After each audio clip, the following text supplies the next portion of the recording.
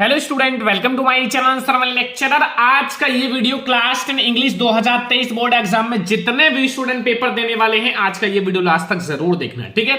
कल आप लोगों का इंग्लिश का पेपर है और कल के पेपर में जो मैं बताऊंगा ये 100% आएगा, ठीक है। ये सबसे ज्यादा इंपॉर्टेंट वीडियो है और मैं आप लोगों को पेपर से एक दिन पहले ये वीडियो बना रहा हूं ताकि आप लोग इसको फटाक से पढ़ के जाओ, बोर्ड एग्जाम में छाप दो, ठीक है। 70 नंबर आपका पक्का हो जाएगा अगर जो वीडियो में आज क्वेश्चन बताने वाला हूं वो अगर आपने पढ़ लिया तो फिर आपका हर एक क्वेश्चन क्लियर हो जाएगा, ठीक है। आज की इस वीडियो को लाइक जरूर कर देना, जो भी स्टूडेंट देख रहे हैं शेयर भी जरूर कर देना और अगर चैनल पर नया तो सब्सक्राइब भी कर लेना, ठीक है। क्योंकि ये वे क्वेश्चंस हैं जो बोर्ड एग्जाम में 100% आएंगे, तो आप लोग जरूर लास्ट तक देखना, सारे क्वेश्चन जरूर पढ़ के जाना। तो सबसे पहले मैं आपको मोस्ट इंपोर्टेंट सेंट्रल आइडिया बता रहा हूं जो आपके बोर्ड एग्जाम के लिए वेरी इंपॉर्टेंट है। तो ये सेंट्रल आइडिया सबसे पहले हम लोग जितने इंपॉर्टेंट हैं वो देखेंगे, जो बोर्ड एग्जाम के लिए वेरी इंपॉर्टेंट सेंट्रल आइडिया हैं जितने भी हैं आज के इस वीडियो में वो देखेंगे, ठीक है। और भी हमारे बहुत सारे क्वेश्चंस हैं। तो सबसे पहले हम लोग देखेंगे सेंट्रल आइडिया और हम लोग डेस्ट ऑफ स्नो पर देखेंगे। डेस्ट ऑफ स्नो जो बोर्ड एग्जाम के लिए वेरी इंपॉर्टेंट चैप्टर है और जिसके राइटर तो शायद आप लोगों को पता ही होगा, पोएट रॉबर्ट ली फ्रॉस्ट, ठीक है। अगर आपको नहीं पता तो मैं यहां लिख देता हूं ताकि आप लोगों को पता रहे, ठीक है। रॉबर्ट ली फ्रॉस्ट, ठीक है, ये इसके पोएट हैं। तो देखो सेंट्रल आइडिया कैसे लिखना है, इसमें जो भी चैप्टर में, ठीक है, जो भी चीजें बताई गई हैं उसको आप एक पैराग्राफ के रूप में लिख दो, वही होता है सेंट्रल आइडिया। जैसे इसमें जिस चीज के बारे में, क्रो के बारे में, डेस्ट ऑफ स्नो के हेमलॉक ट्री, डेस्ट के बारे में जो भी चीजें बात की गई हैं उस चीज को एक छोटा सा पैराग्राफ बनाकर लिख दो, ठीक है। पोएट जैसा कहता है वैसा, ठीक है, फिर आपको सेंट्रल आइडिया का फुल मार्क्स मिल जाएगा। सेंट्रल आइडिया को याद करने की जरूरत नहीं है, अगर आप पार्ट के बारे में जानते हो तो एक कहानी के रूप में लिख दो, आपका हो गया सेंट्रल आइडिया। जैसे in the poem dust of snow, जो पोयम का नाम है वो क्या नाम है, डेस्ट ऑफ स्नो, ठीक है, dust of snow. The poet want to convey that sometimes certain moments और actions which are simple have large significance, ठीक है। देखो कितना आसान तरीके से बता रहा हूं, दे कैन चेंज द मूड और लाइफ ऑफ ए पर्सन, ठीक है। इसका जो मूड था लेखक का, पोएट का, वो चेंज हो गया था जब एक क्रो, एक कौवा एक हेमलॉक ट्री के ऊपर बैठा था और कुछ पत्थर के कण जो छोटे छोटे टुकड़े होते हैं, बर्फ के टुकड़े, वो गिरा था जब लेखक के ऊपर, तो इनका मूड चेंज हो गया था। तो वही बता रहे हैं, they can change the mood of life of a person the way a crow, एक कौवा था जो एक क्रो था, ठीक है, shook down dust of snow, shook down dust of snow on the poet inspires and gives him the ideas to shake off his depression and thought become cheerful and do something useful, ठीक है। बस ये है central idea, कुछ भी नहीं है। Central idea तो बहुत ज्यादा आसान होता है यार, ज्यादा से ज्यादा 5 लाइन 6 लाइन में लिखना रहता है, ठीक है। अगर आपको ऐसे याद कर लोगे, बोर्ड एग्जाम में जाओ छाप देना, कोई दिक्कत नहीं है, देख लो पूरा, ठीक है, इतना बड़ा। अगर और भी आप जोड़ना चाहते हो और एक्स्ट्रा आप लिखना चाहते हो तो लिख सकते हो, ठीक है। जो आपके चैप्टर में बात किया गया उसके बारे में समरी ऑफ द पोयम भी लिख सकते हो, कुछ समरी इसके बारे में, पोयम के बारे में, तो भी आपको नंबर कटेगा नहीं और मिल जाएगा, ठीक है। तो मैंने तो केवल सेंट्रल आइडिया बताया है, मेन सेंट्रल आइडिया इतना ही है जितना मैंने आपको बताया, ठीक है। ये मेन सेंट्रल आइडिया है, इतना आपको याद ही करना पड़ेगा। ये बोर्ड एग्जाम के लिए वेरी इंपॉर्टेंट है, आपको तैयार करके ही जाना है क्योंकि बोर्ड एग्जाम में ये 100% आएगा, ठीक है। तो ये हमारा है पहला डेस्ट ऑफ स्नो पर सेंट्रल आइडिया। दूसरा सेंट्रल आइडिया आपको कौन सा तैयार करना है बच्चों, ये fire and ice. Fire and ice भी आपके बोर्ड एग्जाम के लिए वेरी इंपॉर्टेंट है। फायर एंड आइस आपके बोर्ड एग्जाम के लिए वेरी इंपॉर्टेंट सेंट्रल आइडिया है, तो जरूर तैयार करके जाना सेंट्रल आइडिया ये, क्योंकि आपके बोर्ड एग्जाम के लिए वेरी इंपॉर्टेंट है। अब कहोगे सर फायर एंड आइस के राइटर कौन है, लेखक कौन है, पोएट कौन है, तो ये भी हमें बताना जरूरी है।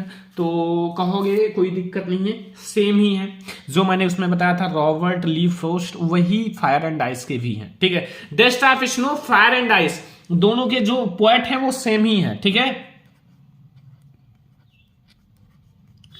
रॉबर्ट ली फ्रॉस्ट वही है, ठीक है। तो ये हो गया फायर एंड आइस। अब इसका सेंट्रल आइडिया देखते हैं। सेंट्रल आइडिया देखो, सेंट्रल आइडिया में कुछ भी नहीं है, बहुत ज्यादा आसान है। इसमें क्या करना है, the poet equates fire with desire, जो फायर है उसका डिजायर से करा है, एंड आइस और आइस से, with hated both of these are growing with and innumerous seeds.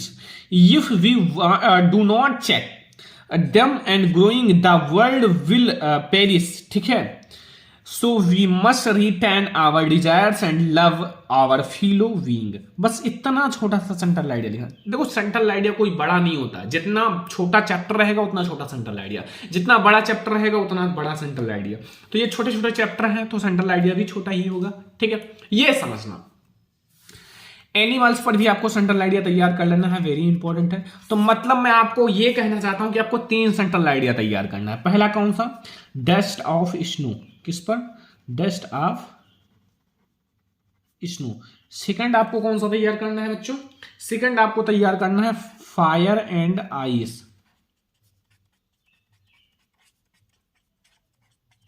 Third आपको कौन सा तैयार करना है, जो आपको खुद से तैयार करना है, आपके बुक में गाइड में है, एनिमल्स पर।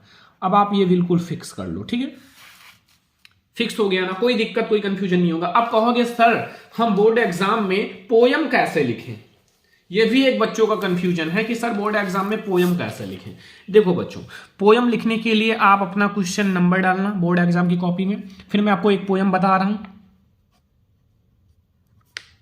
द वे, सॉरी मैं दोबारा बता रहा हूं, ठीक है, क्योंकि ये थोड़ा सा चेंज हो गया है। देखो फिर से, यहां द वे ए क्रू, ये पोयम है। पोयम ऐसे 4 लाइन का लिखना रहता है।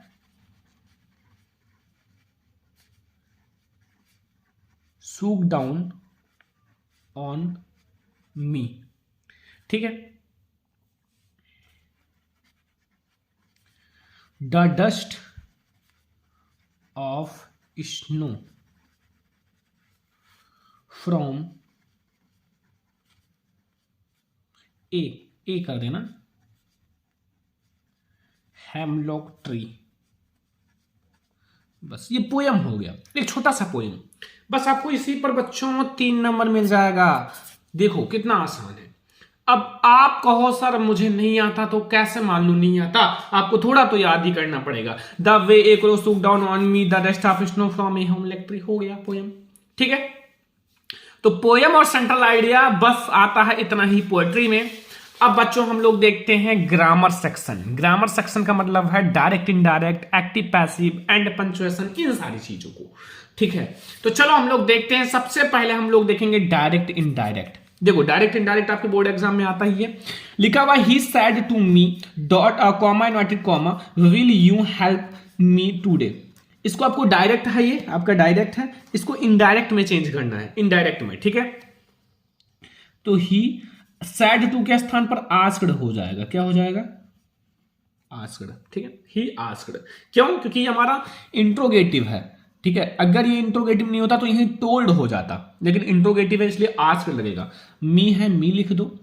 अब देखो कॉमा इनवर्टेड कॉमा के स्थान पर इफ या वेदर लगाया जाता, तो वेदर का स्पेलिंग थोड़ा हार्ड है, इसलिए आप लोग इफ लगाना। 2 अक्षर का स्पेलिंग रहेगा, आसान रहेगा, एग्जामिनर को समझने में आसान होगा। जितना ज्यादा एग्जामिनर को समझने में आसान होता है उतना ज्यादा नंबर मिलता है, ये ध्यान रखना। यू बदलेगा, सेकंड पर्सन का प्रोनाउन है, ये आपका ऑब्जेक्ट से बदलेगा। तो यू जो है वो सब्जेक्टिव केस में यू है, लेकिन ये मी से बदलेगा तो आई हो जाएगा, आई वुड हो जाएगा। ये आपका देखो, ये आपका फ्यूचर है। फ्यूचर टेंस और प्रेजेंट टेंस नहीं बदलता, केवल पास्ट टेंस में बदलता है। फ्यूचर परफेक्ट, फ्यूचर एंड आपका प्रेजेंट, इसमें कोई चेंजेस नहीं होता। वुड हेल्प मी, मी किससे बदलेगा, ही से, क्योंकि फर्स्ट पर्सन का प्रोनाउन है, हिम हो जाएगा। टू हो जाएगा डैट, टूडे डैट डे हो जाएगा। बस ये आपका हो गया इनडायरेक्ट। क्या हो गया, इनडायरेक्ट। मतलब डायरेक्ट से आपको इनडायरेक्ट में चेंज करना था, बस। बहुत ज्यादा इंपॉर्टेंट है, वही मैं आपको बता रहा हूं। और भी आप लोग एक्सरसाइज कर लेना, प्रैक्टिस कर लेना। ठीक है, और दूसरा देखो डायरेक्ट इनडायरेक्ट, ये डायरेक्ट है, इनडायरेक्ट में बनाना है। The teacher said to the principal comma inverted comma please grant me leave for 2 days। 2 days only. देखो अब इसको कैसे बनाओगे, कुछ भी नहीं है यार, बहुत ज्यादा आसान है। द टीचर, अब सैड टू के स्थान पर देखो प्लीज शब्द आ गया ना, प्लीज, प्लीज का मतलब होता है रिक्वेस्ट करना, ठीक है, तो यहां हम लोग रिक्वेस्टेड का प्रयोग करेंगे।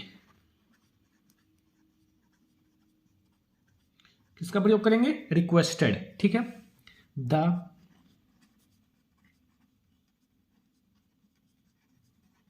प्रिंसिपल, ठीक है, इतना हो गया। कामा इन्वर्टेड कॉमा के स्थान पर प्लीज को हटाकर टू लगा दो और फिर प्लीज को हटा दो ग्रेंट, ग्रेंट ऐसा जैसे लिखा हुआ है ऐसा लिख दो, लेकिन मी आप लोगों का बदलेगा। देखो ये आपका बदलता है, मी आपका टीचर से बदलेगा तो हिम हो जाएगा, ठीक है। Grant him leave for 2 days only. बस ये डायरेक्ट से इनडायरेक्ट हो गया, ठीक है। देखो डायरेक्ट से इनडायरेक्ट आपको चेंज करना आता ही होगा, बहुत ज्यादा आसान होता है, लेकिन अगर आपको नहीं आता तो फिर आप समझ लो, थोड़ा सा और प्रैक्टिस कर लेना, डायरेक्ट इनडायरेक्ट आपका नंबर बिल्कुल पक्का हो जाएगा। 2-2 नंबर का आता है, ठीक है। अगला क्वेश्चन देखो, she said to me comma not comma I am going to see your sick mother just now.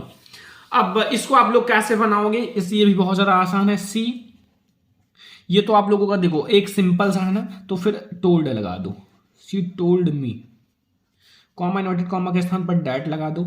आई जो है वो सी से बदलेगा, तो आई सी से बदलेगा तो खुद सी हो जाएगा, ठीक है। यहां कहते हैं कि यहां देखो एम है, ये प्रेजेंट में है तो फिर ये पास्ट में हो जाएगा, was going to see. You है, योर मी से बदलेगा ऑब्जेक्ट से तो माई हो जाएगा। सिक मदर जस्ट नाउ जो हो जाएगा वो देन में बदल जाएगा, देन, बस हो गया। देखो कुछ भी नहीं है, अगर आपने इसमें डायरेक्ट इनडायरेक्ट में 2-2 नंबर तुरंत मिल जाएगा। अब आता है एक्टिव पैसिव। देखो मैं आपको जो मोस्ट इंपोर्टेंट है वही बता रहा हूं, मैं आपको बता दूं और भी आप प्रैक्टिस कर लेना, रूल्स समझ लेना। थोड़ा सा रूल अगर समझ जाओगे तो बोर्ड एग्जाम में छाप कर आओगे, एक भी छोड़कर नहीं आओगे, ठीक है।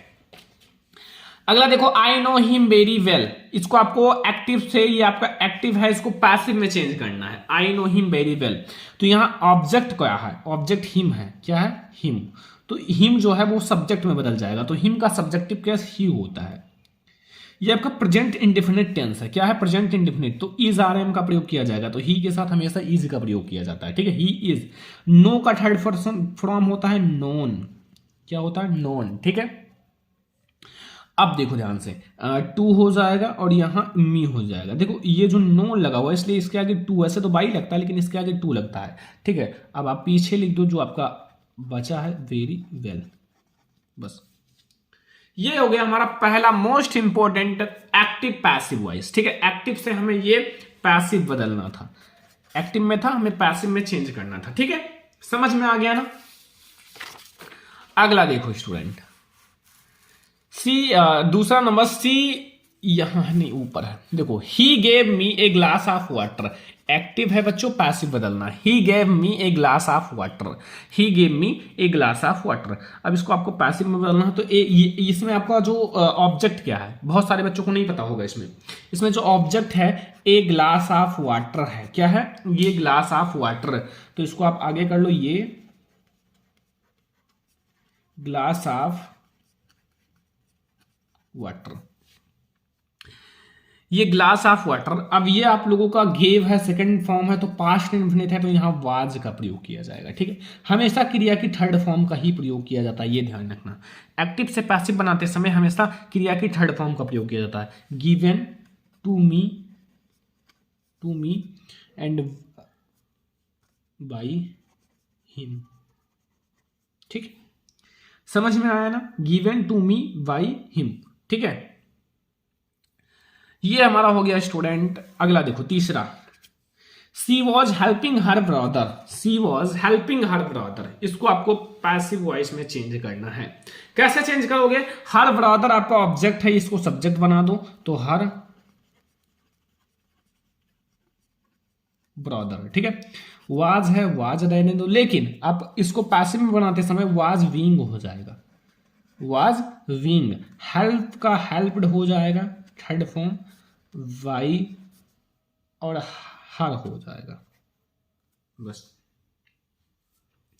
समझ में आ गया ना। Active and passive wise, direct and indirect, देखो मैंने आपको कुछ ऐसे डायरेक्ट इनडायरेक्ट एक्टिव पैसिव बताए हैं जो मोस्ट इंपॉर्टेंट है वही, ठीक है। इसलिए मैं आपको ये नहीं कह रहा हूं कि और भी आप प्रैक्टिस कर लेना, लेकिन इसमें से आएंगे 100% आएंगे, लेकिन अब मान लो ना आए तो फिर आप लोग और भी प्रैक्टिस कर लेना, इसी के अकॉर्डिंग आ जाए, थोड़ा सा चेंज कर दे, सी के जगह आपका ही कर दे तो क्या नहीं बना पाओगे, सी की जगह डे कर दे तो नहीं बना पाओगे, ऐसे थोड़ा सा चेंज कर सकता है। तो इसलिए थोड़ा सा ध्यान रखना, माइंड एकदम फ्रेश कर लेना, अच्छे से जाना। पहला पंचुएशन देखते हैं। पंचुएशन, पंचुएशन देखो बच्चों, पहला है the prime minister said we should sacrifice our selfish end for the identity of India, ठीक है। अब देखो ज्यादा आपके आते हैं डायरेक्ट इनडायरेक्ट वाले ही पंचुएशन, कॉमा इन्वर्टेड कॉमा लगाओ, ठीक है। देखो सबसे पहले द आप कैपिटल कर लेना आगे का द, और प्राइम मिनिस्टर का पी कैपिटल कर लेना, एम भी कैपिटल ही रखना क्योंकि प्राइम मिनिस्टर है ना, प्राइम मिनिस्टर सैड। अब यहां कॉमा लगाओ, इन्वर्टेड कॉमा लगाओ, वी का डब्ल्यू कैपिटल कर लेना, वी क्योंकि कॉमा इन्वर्टेड कॉमा के बगल है, should sacrifice our selfish ends for the integrity of India का आई कैपिटल कर लेना। देखो ये सब, देखो ये सब करना पड़ेगा, कॉमा इन्वर्टेड कॉमा लगा देना, पीछे full stop comma inverted comma लगा देना, बस ये आपका पंचुएशन हो गया। पंचुएशन का मतलब होता है पंचुएट करना, चीजों को कैपिटल नहीं है कैपिटल करो, कॉमा इन्वर्टेड कॉमा लगाओ, फुल स्टॉप लगाओ, यही होता है पंचुएशन, ठीक है। समझ में आ गया ना पंचुएशन, कोई दिक्कत कोई प्रॉब्लम नहीं होगा। अगला देखो second number question, the father said to his son you should not waste your time on Sunday. अब इसको आप कैसे करोगे, देखो द आप टी कैपिटल करो पहले, the father said to his son, comma inverted comma लगाओ, ठीक है। You should not waste your time on Sundays, ठीक है। हो गया, समझ में आ गया ना क्वेश्चन नंबर सेकंड आपका पंचुएशन, ठीक है। ये भी आपको समझ में आ गया। थर्ड वाला आ जाओ बच्चों, थर्ड पंचुएशन समझो। Radha said to Ravi who are you and what do you want, तुम कौन हो, तुम क्या करना चाहते हो। तो राधा का आर पहले कैपिटल कर लेना, राधा सैड टू, नाम का कैपिटल ही रखना रवि, ठीक है। फिर कॉमा नोटेड कॉमा लगाओ, who are you and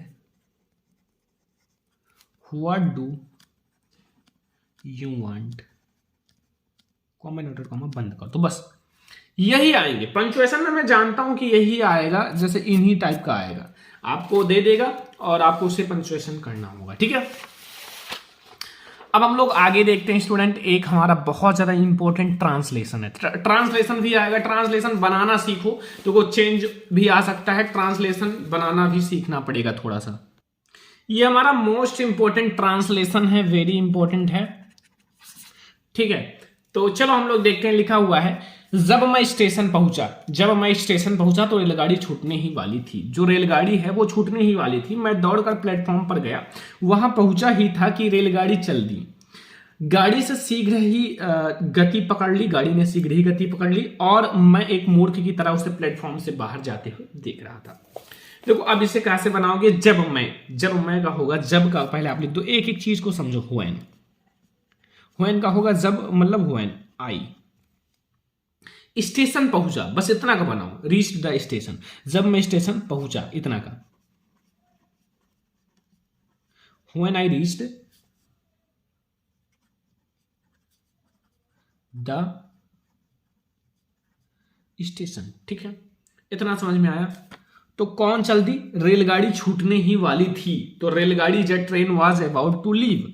the train, जो रेलगाड़ी है, ट्रेन वाली थी यानी कि वाज रहेगा, अबाउट टू लीव मतलब छूटने ही वाली।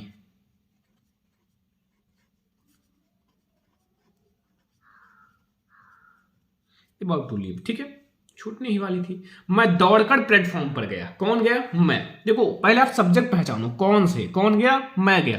तो आई, गया का क्या होगा?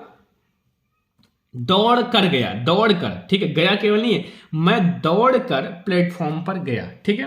तो आपको लिखना आई रश्ड मतलब दौड़ कर जाना, rushed to the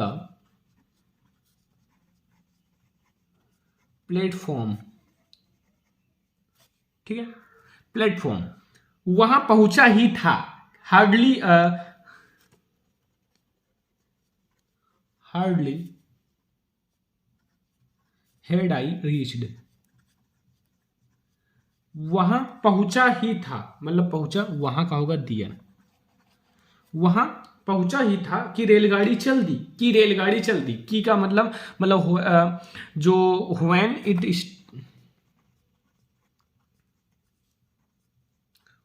it started off, कि रेलगाड़ी चल दी, ठीक है। गाड़ी ने शीघ्र ही गति पकड़ ली, जो गाड़ी है, ट्रेन है, शून, देखो ट्रेन, गाड़ी, शून, ट्रेन शून गेटेड स्पीड मतलब गति पकड़ ली, ठीक है, स्पीड, गति पकड़ ली। एंड और मैं मूर्ख की तरह देखता रहा, मतलब मैं एक मूर्ख की तरह उसे प्लेटफॉर्म से बाहर जाता देखता रहा। तो एंड आई, मैं, वाचिंग मतलब देख रहा था ना लास्ट में, तो आई वाज रहा था, वाचिंग, ठीक है, वाचिंग सही कर लें, WATCHING, वाचिंग, ठीक है। वाचिंग मतलब होता है देखना, ठीक है। आई वॉचिंग इट लाइक ए फूल, फूल मतलब होता है मूर्ख, पासिंग आउट ऑफ प्लेटफॉर्म। बस ये हो गया हमारा सारा क्वेश्चन।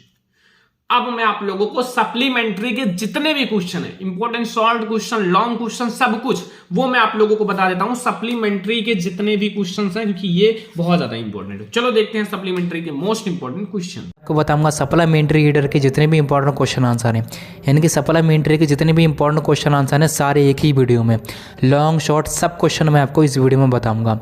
इसलिए वीडियो को अच्छे से देखकर इन सारे क्वेश्चन को समझ लें और उनके आंसर्स को भी। तो चलिए क्वेश्चन आंसर देखते हैं। सबसे पहले आपके शॉर्ट आंसर टाइप क्वेश्चन जो कि आपके बोर्ड एग्जाम में 2 नंबर के पूछे जाएंगे, और ये सारे इंपॉर्टेंट क्वेश्चन मैंने लिए, इसलिए काफ़ी ध्यान से आपको इन क्वेश्चनों को देखना है। तो चलिए पहला क्वेश्चन देखते हैं। इसमें पहला क्वेश्चन है, why is Mrs Pumphrey worried about Tricki. Mrs Pumphrey कौन थी? ट्रिकी एक कुत्ता था। तो मिसेस पंफरे जो वो ट्रिकी के बारे में क्यों चिंतित थी? वरिड, चिंतित क्यों थी? तो आंसर में अब चलिए इसके आंसर को समझते हैं। आंसर में दिया हुआ है, Mrs Pumphrey is worried about Tricki because he looks listless. Mrs Pumphrey जो थी वो इसलिए वरीड यानी कि चिंतित थी ट्रिकी को लेकर, क्योंकि वो इस तरीके से उसको दिखता नहीं था, वो ऐसा लगता था कि ये बीमार है। She think that he is suffering from malnutrition. वो सोचती कि जो है ट्रिकी जो है वो बीमारी से जूझ रहा है। कौन सी बीमारी? मैल न्यूट्रिशन, जो कि बताया गया है इसमें। तो यही वजह थी जो ट्रिकी के लिए मिसेस पंफरे काफ़ी ज़्यादा चिंतित थी। तो इसमें क्वेश्चन में दिया हुआ था, why is Mrs Pumphrey worried about Tricki. Mrs Pumphrey जो है वो ट्रिकी को लेकर क्यों चिंतित थी, उसके बारे में क्या सोचती थी? तो वही चीज़ आंसर में दी हुई, Mrs Pumphrey is worried about Tricki because he looks listless, she think that he is suffering from malnutrition. यानी कि उनको लगता था कि ट्रिकी जो बीमार है, उसने खाना बहुत खाता था। स्टोरी आपने पढ़ी होगी तो आपको पता होगा, जो मिसेस पंफरे थी वो बहुत ही अमीर लेडी थी और ट्रिकी जो था बहुत ही ज़्यादा खाना खाता था, उसको बहुत ही ज़्यादा वो खिलाती थी फास्ट फूड, चॉकलेट्स वगैरह, इसलिए बहुत ही ज़्यादा मोटा हो गया था, बहुत ज़्यादा फैटी हो गया था। इसलिए जो मिसेस मम्फ्रे जो थी उसको लेकर चिंतित थी, ट्रिकी को लेकर। नेक्स्ट क्वेश्चन देखते हैं इसमें। सेकंड क्वेश्चन है इसमें, what was the only way to save Tricki, यानी कि ट्रिकी को बचाने का सिर्फ एकमात्र ओनली वे तरीका कौन सा था, सिर्फ एक तरीका कौन सा था जिससे ट्रिकी सेव हो सके। तो आंसर में समझते हैं, आंसर में दिया हुआ the only way to save the Tricki was to take him away, सिर्फ एक ही तरीका था ट्रिकी को बचाने का, वो क्या था, when Mrs Herriot was about to take him to his surgery for treatment, Mrs Pumphrey started wailing. Mr Herriot कौन थे, डॉक्टर थे। मिस्टर हैरियट ने जब कहा कि ट्रिकी की जो है वो सर्जरी होगी, ट्रीटमेंट होगा, तब मिसेस मम्फ्रे जो रोने लगी, वेलिंग यानी कि चिंतित होने लगी इसको लेकर। उसको बचाने का एक ही तरीका था ट्रिकी को, क्या था, उसके फास्ट फूड को कम करा जाए और उसकी अच्छे से डाइट करी जाए और एक्सरसाइज वगैरह करी जाए। वो भी आप आंसर में मेंशन कर सकते हैं, काफ़ी अच्छा आंसर है ये। थर्ड क्वेश्चन है इसमें, why did the thief decide not to catch the train. ये क्वेश्चन है आपका सप्लीमेंट्री का second chapter the thief story से। Why did the thief decide not to catch the train, यानी कि थीफ कौन था, चोर, उसने ट्रेन क्यों छोड़ी, ये डिसाइड क्यों करा उसने कि ये ट्रेन में मैं नहीं बैठूंगा। तो वो कौन था, वो था आपका हरी सिंह। हरी सिंह एक चोर था, जब आपने स्टोरी पढ़ी होगी द थीफ स्टोरी में, तो हरी सिंह चोर था जो कि अनिल का ट्रस्ट जीत लेता है। तो आंसर में समझते हैं, आंसर में दिया हुआ है, he thought that he should not rob Anil who trusted him very much. उसने सोचा, किसने, ही थॉट, उसने सोचा कि हरी सिंह जो था उसने सोचा that he should not rob Anil, वो अनिल को नहीं लूट सकता। क्यों नहीं लूट सकता, who trusted him very much, क्योंकि अनिल जो था उस पर बहुत ही ज़्यादा ट्रस्ट करता था, बहुत ही ज़्यादा विश्वास करता था, किसके ऊपर, हरी सिंह के ऊपर। यही वजह थी जब अनिल यानी कि हरी सिंह जो था अनिल सिंह को लूटने के बाद जब भाग रहा था, तब उसने ट्रेन अपनी छोड़ दी, मिस कर दी, इसलिए क्योंकि अनिल जो था वो हरी सिंह पर बहुत ही ज़्यादा विश्वास करता था, फिर वो वापस चला जाता है। यही स्टोरी थी, अगर आपने पढ़ी होगी तब आपको पता होगा। क्वेश्चन नंबर 4 है इसमें, Hari Singh had stolen the largest amount of his life. Hari Singh had stolen the largest amount of his life, then why did he choose to go back Anil in the end, यानी कि हरी सिंह जो था उसने ज़िंदगी का सबसे बड़ी चोरी करी थी, सबसे बड़ा amount, large amount of his life, अपनी ज़िंदगी की सबसे बड़ी चोरी करने के बाद, then why did he choose to go to back to Anil in the end, और आखिर में वो अनिल के पास क्यों चला जाता है वापस।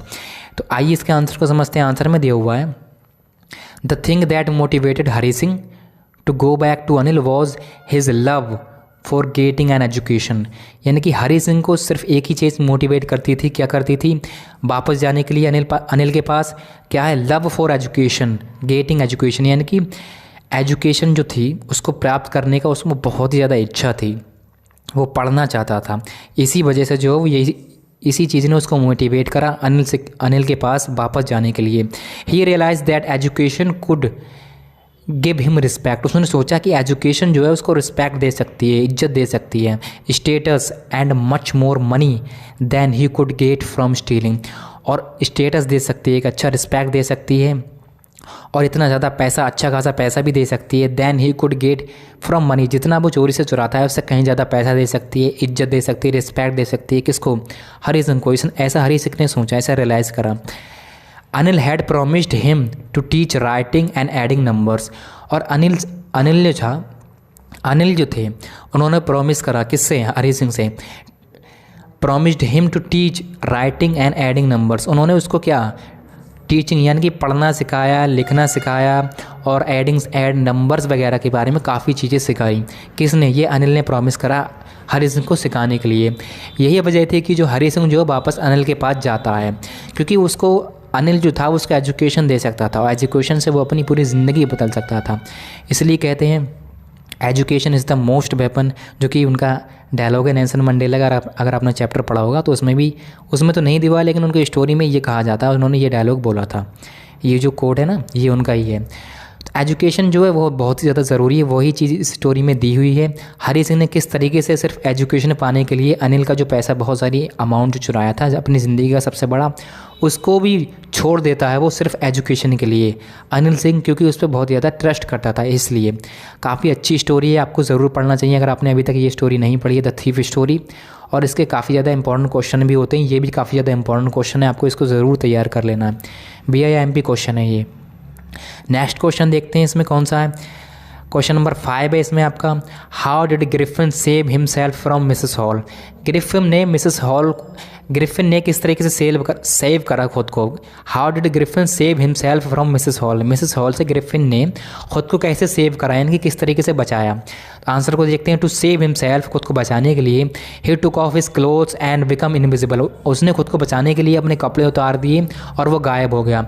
Before people could find him, जिससे पहले कि उसको लोग ढूंढ पाते उसने क्या करा, अपने कपड़े सारे उतार दिए और गायब हो गया वो। इस तरीके से जो ग्रिफिन ने खुद को बचाया मिसेस हॉल से।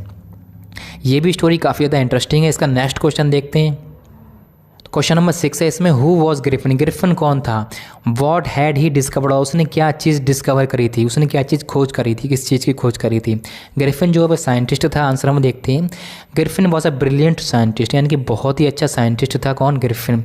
ही made some experiments to show that the human body could be made transparent, यानी कि उसने एक्सपेरिमेंट करा किसके साथ में, बर्फ़, स्नो दिया हुआ है इसमें, बर्फ़ के साथ में एक्सपेरिमेंट करा।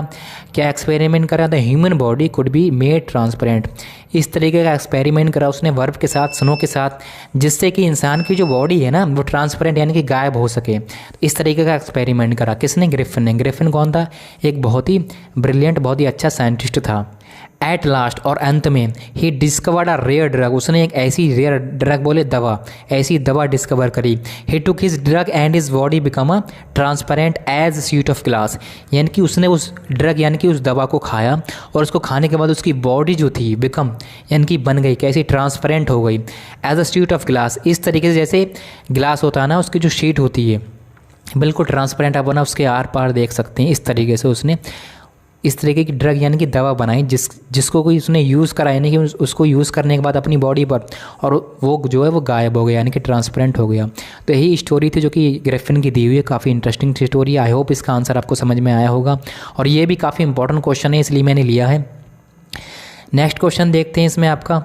क्वेश्चन नंबर 7 है, how did book become a turning point in Richard Ebright's life. How did a book become a turning point in Richard Ebright's life, यानी कि रिचर्ड एवराइट्स कौन थे। इसकी भी ये भी काफ़ी अच्छी इंटरेस्टिंग स्टोरी है। रिचर्ड एवराइट की जो ज़िंदगी में एक जो बुक थी उसने किस तरीके से टर्निंग पॉइंट, पूरी ज़िंदगी, उनकी ज़िंदगी का नज़रिया बदल दिया था। तो चलिए इसके आंसर को समझते हैं। आंसर में दिया हुआ है, the book the travels of monarch x. Book का नाम क्या था, the travels of monarch x. Objective में पूछ सकता है, इसलिए आपको इसको याद रखना है। द बुक कौन सी थी, the travels of monarch x become a turning point in his life, यानी कि इस बुक ने जो है वो उनकी ज़िंदगी में टर्निंग पॉइंट लाया था। बुक का नाम क्या था, the travels of monarch X. It told him how monarch butterflies migrated to the central America and new world of science was open before him, यानी कि उस बुक में क्या दिया हुआ था, उसमें दिया हुआ था हिम हाउ मच, किस तरीके से मोनार्क बटरफ्लाइज जो होती हैं वो माइग्रेट करती हैं सेंट्रल अमेरिका से लेकर के पूरी दुनिया में। New world of sciences was open before him, यानी कि साइंस के आने से पहले जो बुक में चीज़ दी हुई थी, मोनार्क बटरफ्लाइज जो होती हैं वो किस तरीके से पूरी दुनिया में फैलती हैं, सेंट्रल अमेरिका हो चाहे न्यू, यानी कि न्यू वर्ल्ड दिया हो, यानी कि पूरी दुनिया में किस तरीके से। Inspired by this book Richard started raising a flock of butterflies in the basement of his house. इस बुक से इंस्पायर होने के बाद रिचर्ड ने क्या करा, राइजिंग यानी कि इकट्ठा करना करेगा, फ्लॉक ऑफ बटरफ्लाइज को इकट्ठा करना शुरू कर दिया इन the basement of his house, यानी कि अपने जो घर था उसका, उसके बेसमेंट में उन्होंने बहुत सारी बटरफ्लाइज यानी कि जो तितलियाँ, बटरफ्लाइज किसको बोलते हैं, तितलियाँ, उनको इकट्ठा करना शुरू कर दिया था इस किताब से इंस्पायर होने के बाद, कि किस तरीके से एक तितली जो है उसका जो इफ़ेक्ट होता है जिसको हम बटरफ्लाइज इफ़ेक्ट बोलते हैं, वो किस तरीके से माइग्रेट करता है, किस तरीके से फैलता है, चाहे वो अब अभी हम यहाँ पे पढ़ रहे हैं, यहाँ से लेकर के अमेरिका तक या पूरी दुनिया में किस तरीके से माइग्रेट होता है, वही चीज़ इसमें दी हुई है। काफ़ी इंटरेस्टिंग सी स्टोरी है, आपको इसको भी ज़रूर पढ़ना चाहिए। नेक्स्ट क्वेश्चन देखते हैं इसमें आपका। अगला क्वेश्चन है क्वेश्चन नंबर 8 है इसमें आपका, how did his mother help him.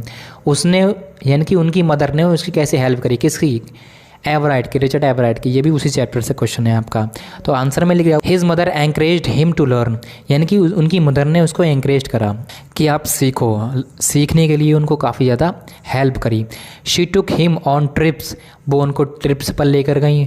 Bought him telescopes, उन्होंने उसको टेलीस्कोप जो होता है ना जिससे हम चांद वगैरह देखते हैं, उसको दूर का जिससे देख सकें उसको टेलीस्कोप कहते हैं। माइक्रोस्कोप उसको कहते हैं जो जिससे हम काफ़ी बारीकी वाली चीज़ें देख सकते हैं, जैसे बैक्टीरिया वगैरह, ये सारी चीज़ें। तो उनकी माँ ने उनको क्या करा, telescope, microscope, camera, mountain and material and other equipments that help him in many ways. इस तरीके की सारी चीज़ें खरीद कर दी। टेलीस्कोप है, माइक्रोस्कोप है, कैमरा है, या माउंटेन मटेरियल है, या बहुत सारे इक्विपमेंट्स हैं, उनकी माँ ने उनको ख़रीद कर दिए बचपन में ही। इस तरीके से उनकी माँ ने उनको मदद करी।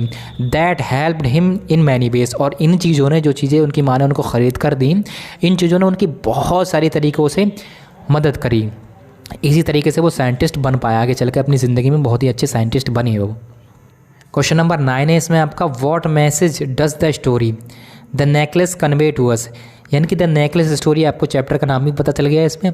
द नेकलेस स्टोरी है वो हमको क्या समझाती है, क्या मैसेज देती है ये स्टोरी। तो चलिए आंसर को समझते हैं। आंसर में क्या है, the message is that we should avoid making false show of richness, यानी कि मैसेज क्या है, इज़ दैट वी शुड हमको ज़रूर करना चाहिए avoid making false show of richness, यानी कि जो हम बेकार की झूठ का जो दिखावा करते हैं ना अमीर होने का, इस चीज़ को अवॉइड करना चाहिए। यही चीज़ जो मैसेज देती है द नेकलेस स्टोरी जो है वो यही चीज़ देती है।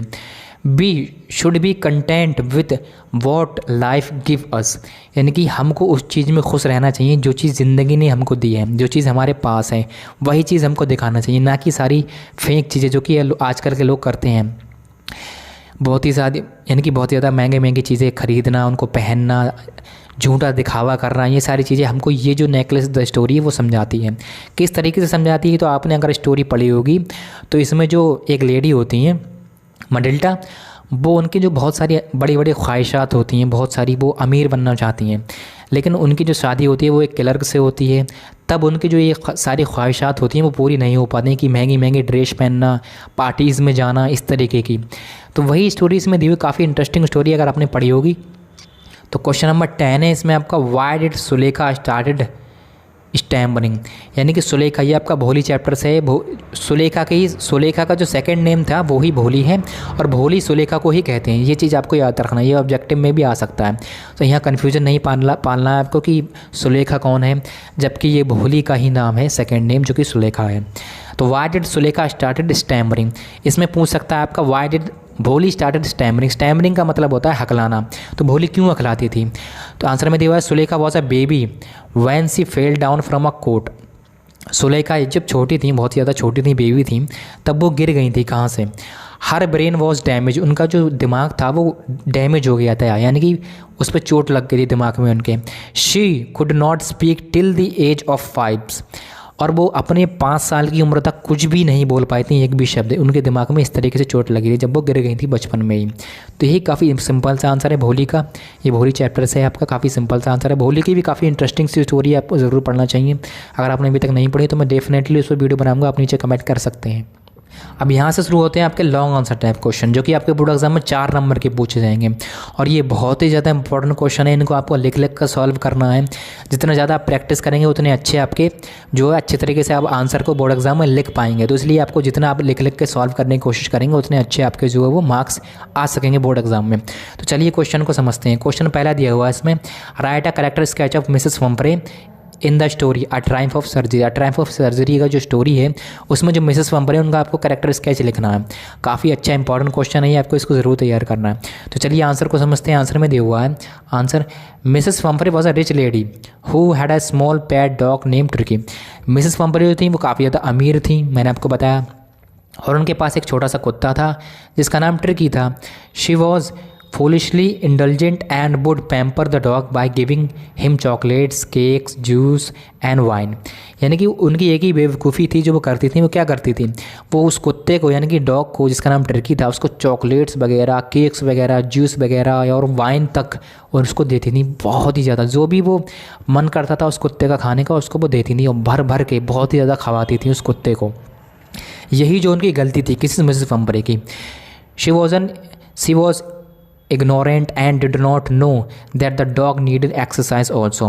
यानी कि वो काफ़ी ज़्यादा इग्नोरेंट थी, उनको इस चीज़ की खबर नहीं थी कि कुत्ते जो होते हैं उनको भी ज़रूरत होती है किसकी, एक्सरसाइज करने की। So when he fell sick she was very anxious and thought that something very serious had happened to him। यानी कि इसी चलते जो बहुत ज़्यादा खाना खाता था, कोई भी छूट नहीं थी, ना एक्सरसाइज वगैरह करता था वो कुत्ता, तो इसके चलते जो है fell sick she was very anxious. और जब वो बीमार हुआ सिक तभी जो है वो वेरी एंशियस यानी कि बहुत ही ज़्यादा घबरा गई वो। कौन, मिसेस पंपरे। एंड थॉट, उन्होंने सोचा that something very serious had happen to him. यानी कि उन्होंने सोचा बहुत ही ज़्यादा कुछ गंभीर होने वाला है, हो गया है किसके साथ में, अपने उस टर्की के साथ में। She was silly but tender hearted. वो बहुत ही ज़्यादा बेवकूफ़ी थी लेकिन फिर भी थोड़ी हृदय यानी कि काफ़ी अच्छी थी अपने दिल की। She cried bitterly when Tricki was taken to the hospital. यानी कि वो बहुत ही बुरी तरीके से रोई जब उनका कुत्ता जो हॉस्पिटल में गया ताकि उसका इलाज हो सके। She was a simple person and it was a easy to please her. वो बहुत ज़्यादा सिंपल, काफ़ी ज़्यादा अच्छी व्यक्ति थी वो भी अपने आप में, ऐसे नहीं, लेकिन हाँ पैसा बहुत था उनके पास। आगे दिया हुआ she was happy when her pet become all right. यानी कि वो बहुत ही ज़्यादा खुश हुई जब उनका जो कुत्ता यानी कि पैट बोलते हैं जिसको हम पालते हैं उसको पैट बोलते हैं। किसी भी जानवर को अगर हम पालते हैं जैसे कुत्ता है या बिल्ली है तो उनको पैट बोलते हैं अगर इंग्लिश में। तो इसमें दिया हुआ पैट बिकम ऑल राइट। जब उनका कुत्ता यानी कि पैट ठीक हो गया तब उनको बहुत ज़्यादा खुशी हुई। She was grateful to doctor Mr Herriot for making Tricki healthy. और वो बहुत ज़्यादा ग्रेटफुल थी, थैंकफुल थी, उनको बहुत ज़्यादा धन्यवाद हुआ कि इसका डॉक्टर हैरियट जो उन्होंने कुछ कुत्ते का यानी कि मिस्टर ट्रिकी का इलाज करा जब वो ट्रिकी ठीक हो गया। सी बेन to the extent of calling it a triumph of surgery. और वही इसी चीज़ को आगे चल के क्या बोला गया, triumph of surgery. So we can say that Mrs Pumphrey was a rich, foolishly intelligent, ignorant, anxious, silly, tender-hearted, simple, easy to please and a grateful person. और इसी चलते हम कह सकते हैं, सो वी कैन भी कह सकते हैं कि मिसेस पंपरे जो थी वो रिच थी, थोड़ी बेवकूफ़ थी, इंटेलिजेंट भी थी, थोड़ी घमंडी थी, घबराई हुई थी, एंशियस थी, सिली थी, थोड़ी बेवकूफ़ थी, लेकिन फिर भी काफ़ी अच्छे दिल की थी और काफ़ी सिंपल थी, काफ़ी इजी थी। हम काफ़ी अच्छे तरीके से उनको समझ भी सकते थे, काफ़ी आसान तरीके से, और काफ़ी अच्छी ग्रेटफुल पर्सन यानी काफ़ी अच्छी व्यक्ति भी थी। कौन, मिसेस पंपरे। तो यही सिंपल सा मिसेस पंपरे का जीवन परिचय है। इस तरीके से आपको बोर्ड एग्जाम में लिखना है और आपके 4 नंबर जो है वो यहाँ से आपको मिल जाएंगे अगर आपका बोर्ड एग्जाम में ये आया तब। तो इसलिए आपको इसको ज़रूर तैयार करना है। जो कैरेक्टर स्केच होता है वो बहुत ही ज़्यादा इंपॉर्टेंट होता है, इसलिए मैंने लिया है। तो आपको इसको लिख कर सॉल्व करना है मिसेस पंपरे की स्टोरी। आई होप आपको ये क्वेश्चन समझ में आया होगा। चलिए नेक्स्ट क्वेश्चन देखते हैं। तो क्वेश्चन नंबर 2 है आपका। क्वेश्चन नंबर 2 है give a character sketch of Hari Singh.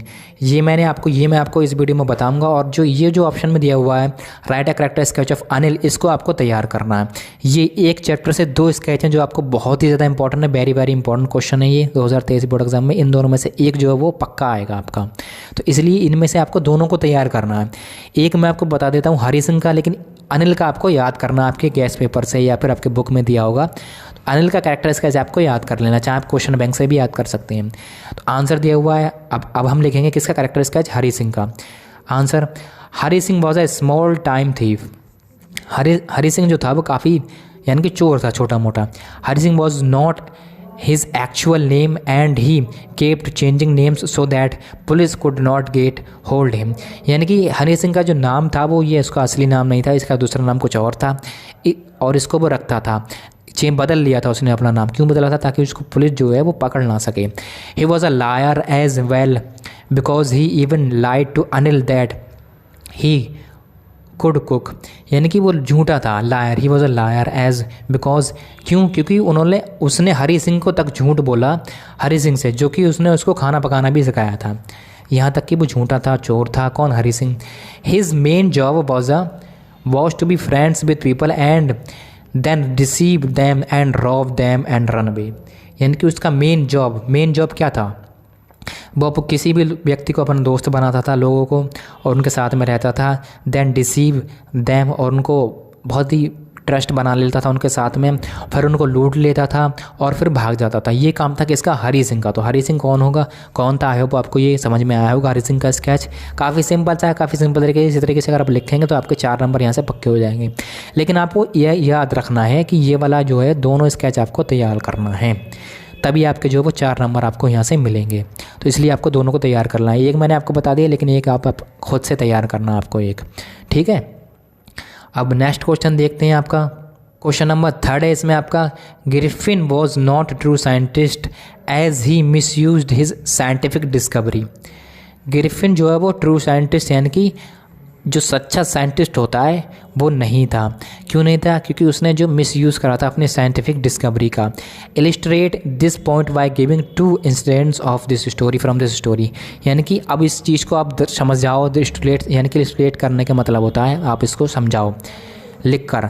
This point by giving, जो पॉइंट इसमें दिए हुए हैं उनको ध्यान में रखकर 2 इंसिडेंट्स आपको समझाना है इस स्टोरी से, जिससे ये साबित हो कि जो ग्रिफिन जो है वो सच्चा साइंटिस्ट नहीं था और उसने अपनी डिस्कवरी का मिसयूज़ करा था। तो चलिए आंसर को समझते हैं। आंसर में दिया हुआ आपका, a true scientist is a law abiding person.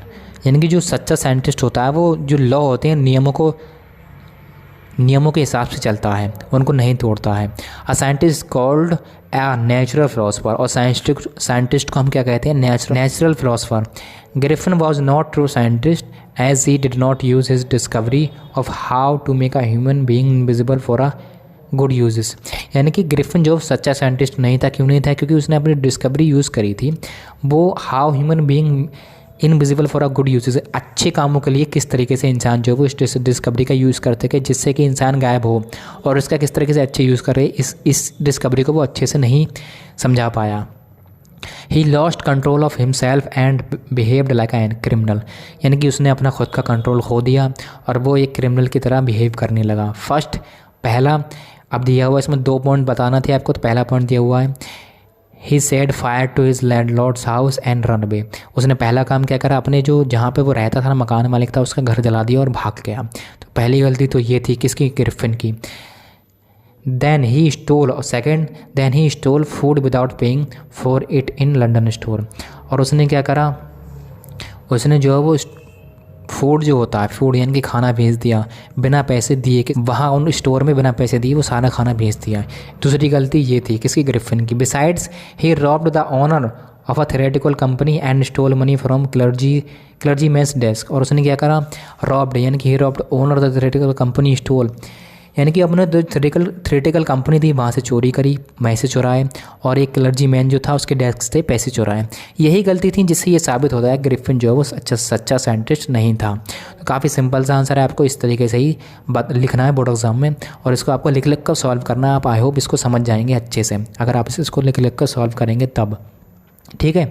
और नेक्स्ट क्वेश्चन देखते हैं। इसमें आपका क्वेश्चन नंबर 4 है, how did Ebright's mother help him in a initial stages to making of a scientist. अभी ये क्वेश्चन शॉर्ट में भी आया था कि जो एवराइट्स की मदर ने किस तरीके से उसकी हेल्प करी थी। और इसमें पूछ सकता है आपका बोर्ड एग्जाम में, what role did Ebright's mother पे इन मेकिंग हिम अ साइंटिस्ट। इस तरीके से भी आपके बोर्ड एग्जाम में पूछ सकता है क्वेश्चन। और थर्ड एक और दिया हुआ, discuss the role of Ebright's mother in making him a scientist in detail.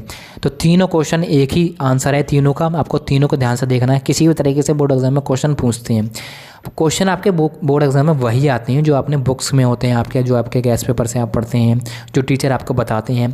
लेकिन बोर्ड एग्जाम में होता क्या है, वही क्वेश्चन आपका जो है वो थोड़ा सा घुमा कर पूछ लेता है, बस तभी आपको समझ में आ जाता है ये क्वेश्चन तो आया ही नहीं है किताब से। लेकिन ऐसा नहीं है, क्वेश्चन सारे जो होते हैं वो आपके बुक से ही आते हैं बोर्ड एग्जाम में।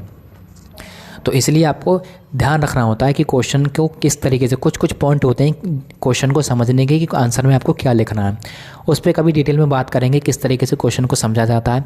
फिलहाल आपको 3 ऑप्शन दिए हुए हैं, तीनों क्वेश्चन के एक ही आंसर है।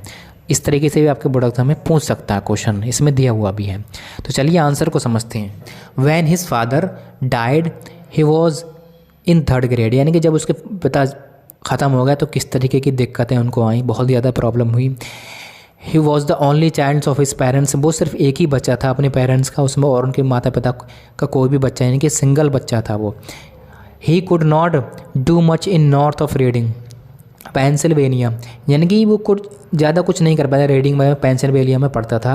ही यूज्ड टू कलेक्ट थिंग्स, यानी कि उसने चीज़ों को इकट्ठा करना शुरू करा। ही स्टार्टेड कलेक्टिंग बटरफ्लाइज, उसने क्या करा, बटरफ्लाइज जो होती हैं यानी कि तितलियाँ होती हैं उनको इकट्ठा करना शुरू कर दिया। He became an astronomer too, और वो जो एस्ट्रोनमर बनना चाहता था। कौन? अपना जो एवराइट था।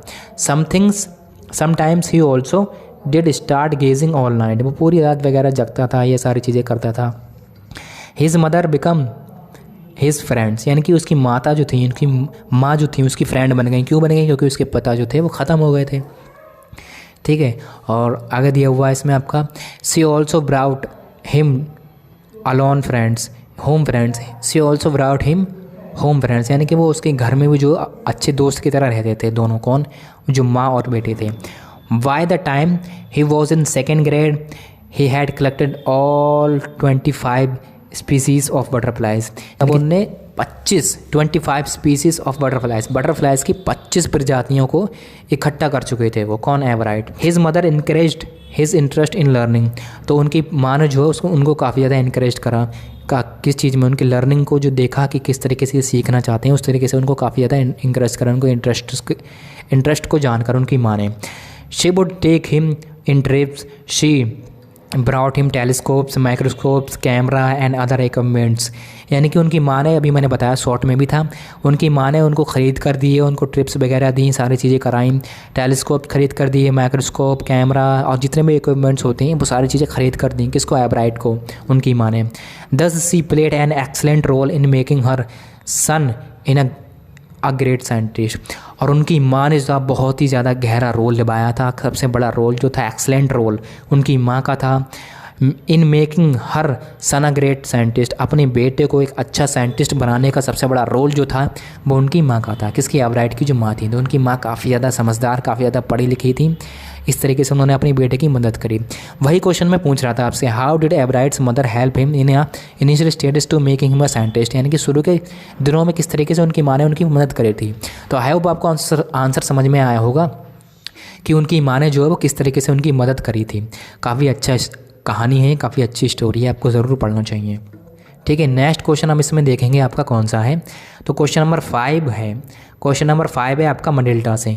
मडिल्टा जो चैप्टर है ना, the necklace, give a character sketch of Matilda. Matilda का कैरेक्टर स्केच दी थी। ये आपका 2020-22 बोर्ड एग्जाम में आ भी चुका है, तो इसलिए काफ़ी ज़्यादा इंपॉर्टेंट क्वेश्चन है, इसको आपको ज़रूर सॉल्व करना है। तो आंसर को समझते हैं। आंसर में दिया हुआ, Matilda is a very pretty young woman, यानी कि मडिल्टा तो थी बहुत ही ज़्यादा यंग थी और काफ़ी ज़्यादा खूबसूरत थी।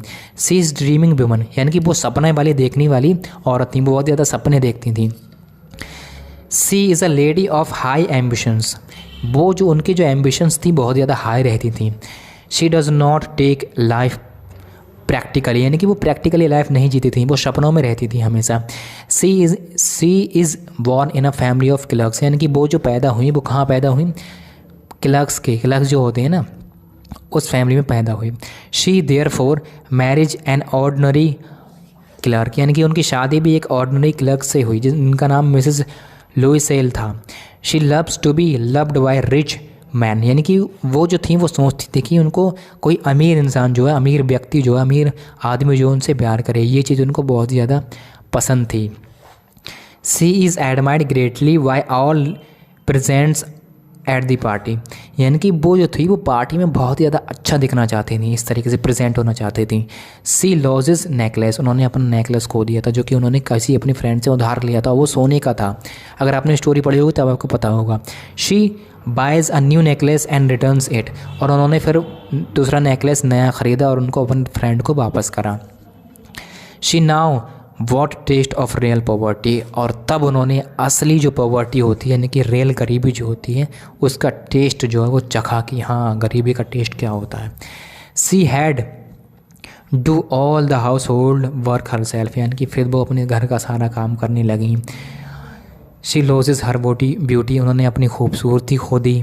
सी ruins her life because of her foolish desires, उन्होंने अपनी ज़िंदगी बर्बाद कर ली। क्यों?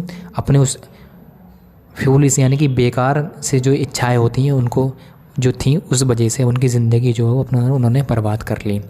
It takes the Loisels 10 years to repay the money. और उस जो नेकलेस का उनको कर्ज हुआ उसको चुकाने के लिए उनके पति यानी कि लुइसेल्स थे, उनको कितना टाइम लगा? 10 साल लगा दोनों को मिलकर। She grows rough hard in old time. और उनको अपने जो वो बुढ़ापे में बहुत ही ज़्यादा दिक्कतें, बहुत ही ज़्यादा परेशानियों का सामना करना पड़ा। तो इस स्टोरी से हमें क्या समझ में आता है कि ये क्वेश्चन शॉर्ट में भी पूछा था आपसे कि इस स्टोरी में ऐसे कौन से पॉइंट्स हैं जो आपको समझ में आते हैं, क्या सिखाती है ये स्टोरी?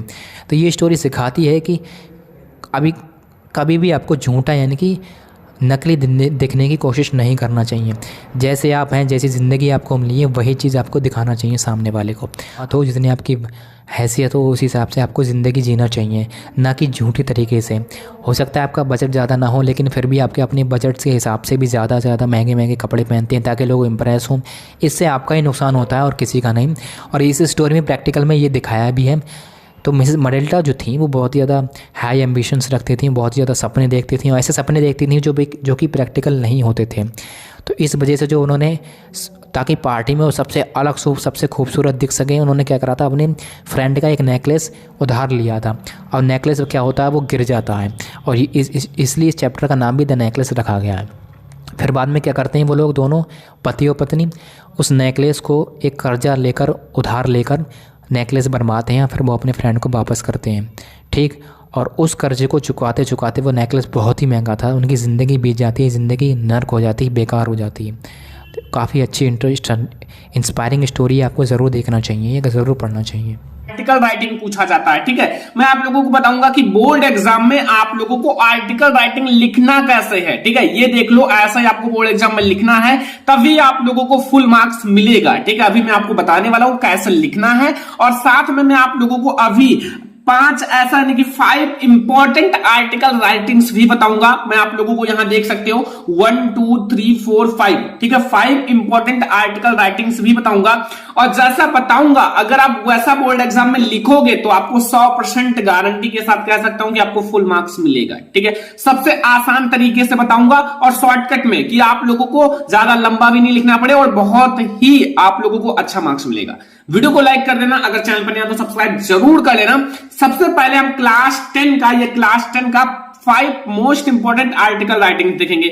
उस 5 में से आपकी बोर्ड एग्जाम में 2 से 3 आपके बोर्ड एग्जाम में आएगा, लिखना केवल एक ही है बोर्ड एग्जाम में। ठीक है, जैसा कि आप देख सकते हो, पहला जो है ये सबसे ज्यादा इंपॉर्टेंट है, ऐसे सारे इंपॉर्टेंट है लेकिन पहला देख लो। पहला मैं आप लोगों को बता रहा हूं, सबसे पहला जो मोस्ट इंपॉर्टेंट आर्टिकल राइटिंग है। ठीक है, सबसे पहला मैं आप लोगों को यहां लिखकर समझा देता हूं, ठीक है, इंपॉर्टेंस ऑफ अर्ली राइजिंग। ठीक है, द इंपॉर्टेंस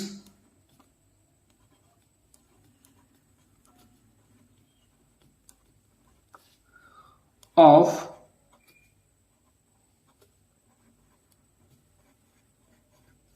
अर्ली राइजिंग। ठीक है, तो ये बहुत ही ज्यादा इंपॉर्टेंट है आपके बोर्ड एग्जाम के लिए। जैसा कि पता अभी पिछले साल आपके बोर्ड एग्जाम में ये पूछा गया था।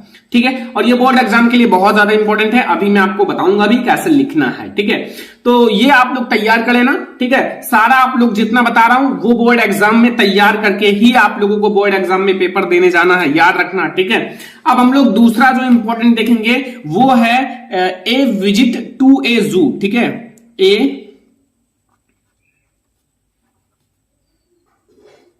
विजिट टू ए जू। जैसे आप एक चिड़ियाघर देखने जाते हो ना, तो जो चीजें आपने देखी उसमें उसको विजिट करो, मतलब उसको एक आर्टिकल के रूप में लिखो। ठीक है, आर्टिकल लिखो। जैसे पहला है the importance of early rising, अगर आप जल्दी उठते हो तो उसका मतलब इंपॉर्टेंस आपको लिखना है, एक आर्टिकल लिखना है। ठीक है, ताकि एग्जामिनर समझ जाए, अपने लैंग्वेज में लिखो। जो चीजें आप करते हो, एक्सरसाइज करते हो, ठीक है, प्रेयर करते हो भगवान से, तो वो चीज आप लिखो। ऐसा नहीं कि आप जैसा कॉपी में लिखा है वैसे लिख दो, जैसा बुक में लिखा है वैसा लिखो, नहीं, आप अपने अकॉर्डिंग लिखो, फुल मार्क्स मिलेगा।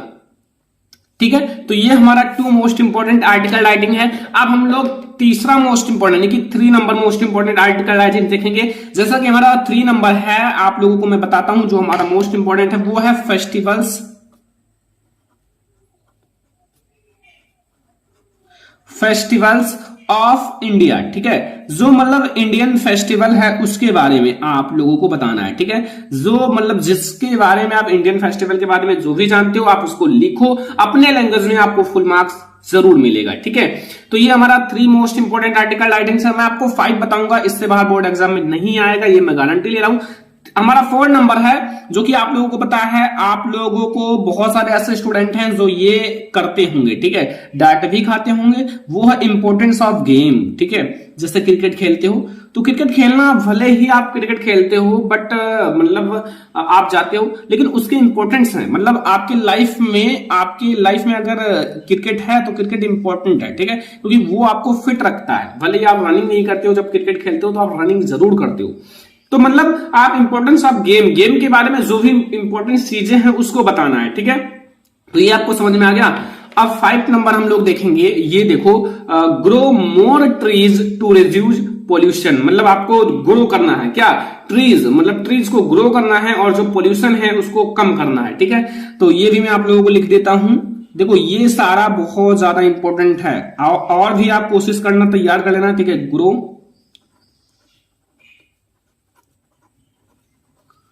more trees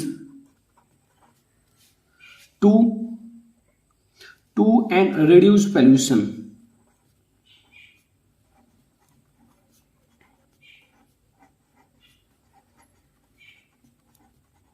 ठीक है। तो ये हमने बता दिया आपके 5 मोस्ट इंपोर्टेंट। देखो आप फर्स्ट सेकंड थर्ड फोर्थ करके 5 करके मैंने 5 मोस्ट इंपोर्टेंट, सबसे पहले मैंने आपको क्या बताया, आर्टिकल राइटिंग, ताकि आपको ये पता चले कि हमें कौन कौन सा तैयार करना है, ठीक है। अब आप इसको तैयार कर लेना। अब इसमें से अगर बोर्ड एग्जाम में 2 आएगा तो आप 1 लिख देना, आपको फुल मार्क्स मिल जाएगा, ठीक है। तो ये चीज आपको समझ में आ गया। अब आपको कोई दिक्कत नहीं होगा आर्टिकल राइटिंग में। अब बात ये आती है कि हम बोर्ड एग्जाम में लिखे कैसे, और मैं आपको एक इंपॉर्टेंट आर्टिकल राइटिंग का साथ में ऐसा बता दूंगा, आप उसको नोट करके याद भी कर लेना, ठीक है। नोट बना लो और जो जो बता रहा हूं उन सबको याद कर लो, ठीक है। इतना अच्छे से नहीं बताएगा कोई, आप लोग ये 5 मोस्ट इंपोर्टेंट पहले आर्टिकल राइटिंग लिख लो, और फिर आप लोगों को मैं एक बोर्ड एग्जाम की कॉपी है उसमें लिखकर समझा दूंगा कि कैसे बोर्ड एग्जाम में लिखना है। सबसे पहले अगर आप बोर्ड एग्जाम में पेपर देने जाओगे, बोर्ड एग्जाम में आप लोग पेपर देने जाओगे तो ये कॉपी आप लोगों को दी जाएगी, जो मैंने हमारे पास है, ठीक है, बोर्ड एग्जाम का कॉपी। अब आप लोगों को बोर्ड एग्जाम में जो पेपर आएगा उसमें आर्टिकल राइटिंग इस टाइप से लिखा रहेगा। कैसे, अभी मैं आप लोगों को मॉडल पेपर में भी दिखा देता हूं। ये देखो है बोर्ड एग्जाम का आप लोगों का जो है पेपर, ठीक है, ऐसे ही बोर्ड एग्जाम में पेपर आएगा। अब इसमें देखो आप लोगों का आर्टिकल राइटिंग देखो लिखा हुआ है, देखो 2 टाइप से पूछता है, एक पिक्चर देकर, देखो look at the picture above carefully taking suggestion from it, write an article on the grow more trees to reduce and pollution. अभी मैंने बताया ये बहुत ज्यादा इंपॉर्टेंट है। तो इस चीज को आप लोगों को ये पिक्चर में देखना, जैसे बच्चे जो है ना, स्टूडेंट्स, मतलब जो ट्रीज हैं उनको लगा रहे हैं ताकि ये ग्रो हो और पोल्यूशन को कम करें।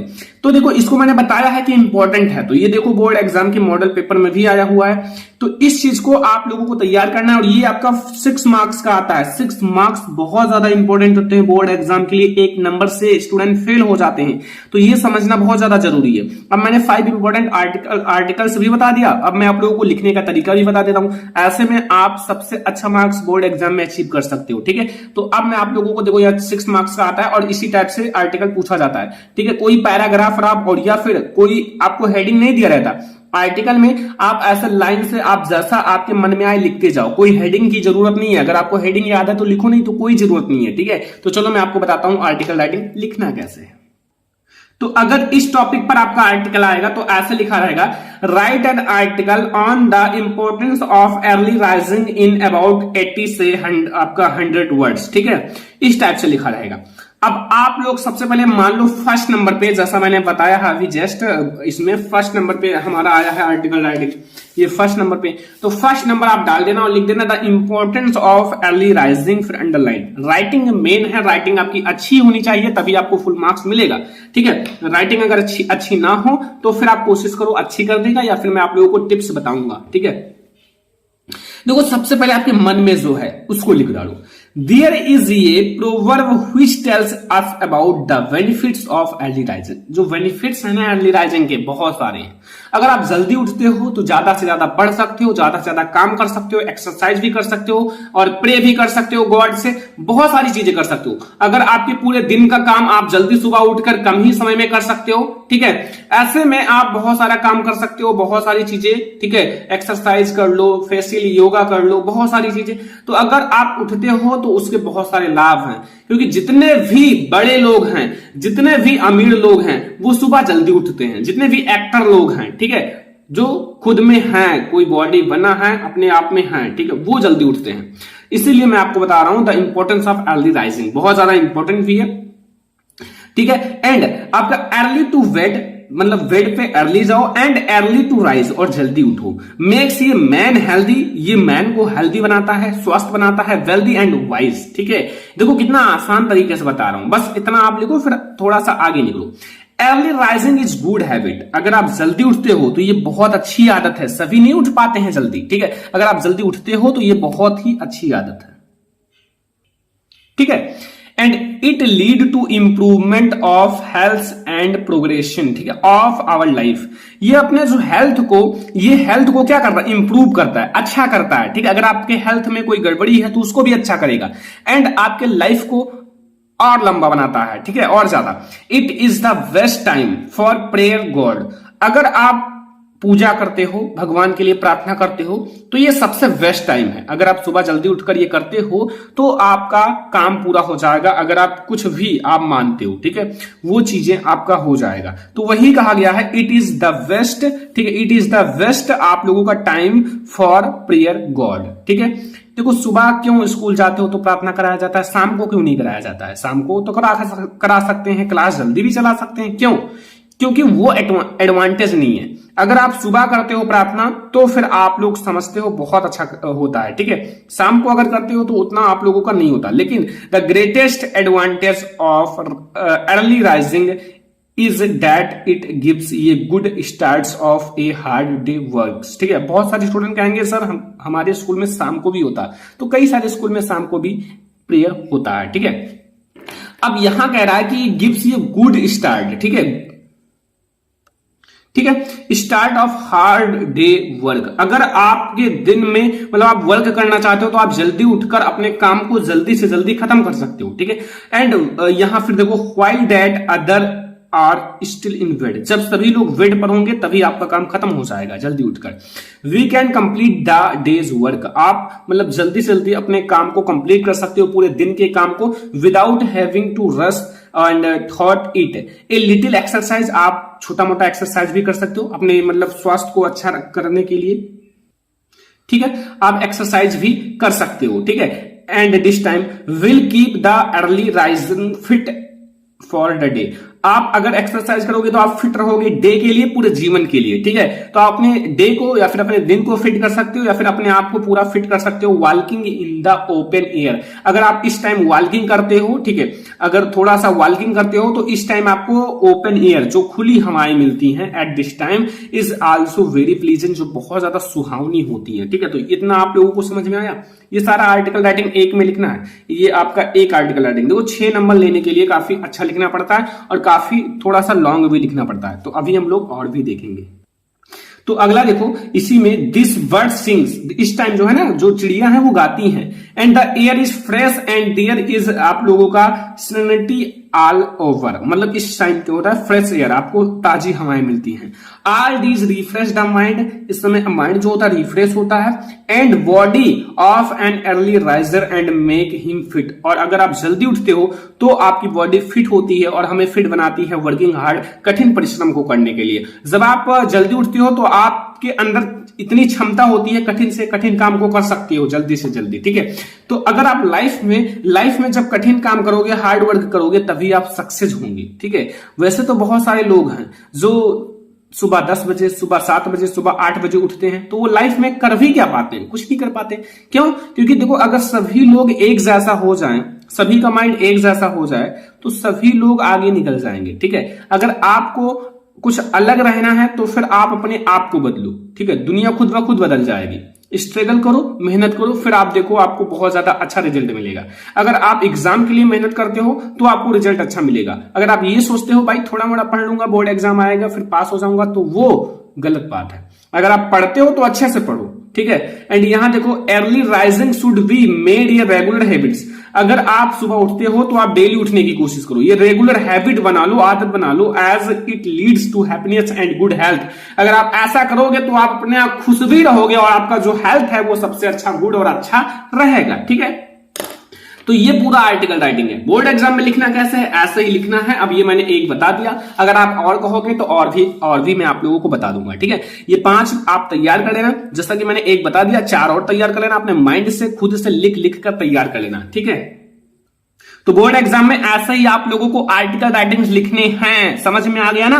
आप लोग ऐसे हेडिंग डालना, ऊपर क्वेश्चन नंबर डाल देना, जो क्वेश्चन नंबर हो ऐसे मतलब थोड़ा नीचे करके यहां क्वेश्चन नंबर डाल देना, फिर आप ये लिखना, फिर आप इंपॉर्टेंस ऑफ अर्ली राइजिंग, फिर आप लिखना स्टार्ट कर देना। तो स्टूडेंट अगर आज का ये वीडियो आप लोगों को पसंद आया हो तो लाइक जरूर करना, ठीक है, शेयर जरूर करना, अगर चैनल पे ना तो सब्सक्राइब भी कर लेना, ठीक है। आप लोगों को इसमें बहुत सारे इंपॉर्टेंट क्वेश्चन बताए गए जो बोर्ड एग्जाम के लिए वेरी इंपॉर्टेंट है, ठीक है। तो आज की इस वीडियो को लाइक जरूर कर देना, शेयर जरूर कर देना, अगर चैनल पे ना तो सब्सक्राइब भी कर लेना, ठीक है। और हम लोग और भी अभी वीडियोज आप लोगों के लिए आने वाला है इंग्लिश के जितने भी इंपॉर्टेंट